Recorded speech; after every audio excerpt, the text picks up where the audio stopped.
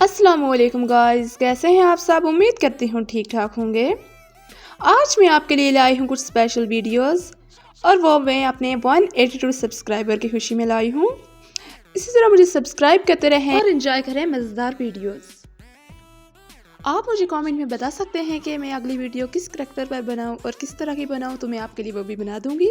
ये वीडियो ओरहान और बाला के फैंस के लिए है और ये स्पेशल है क्योंकि वो लोग ओरहान और बाला को साथ देखना चाहते हैं। बुज़दाक ने ऐसा नहीं किया तो क्या हुआ, मैंने तो कर दिखाया। उम्मीद करती हूँ आपको वीडियो पसंद आई होगी क्योंकि इसमें मज़ेदार सी चीज़ें हुई जो कि हकीकत में बिल्कुल भी नहीं होती। और हलीमा का डांस तो बिल्कुल ही यूनिक था। वैसे आपको हलीमा का करैक्टर अच्छा लगता है या फातिमा का, कमेंट में बताइएगा। अगर वीडियो पसंद आई हो तो लाइक और शेयर करना मत भूलिएगा। Thanks for watching. अल्लाह हाफिज़।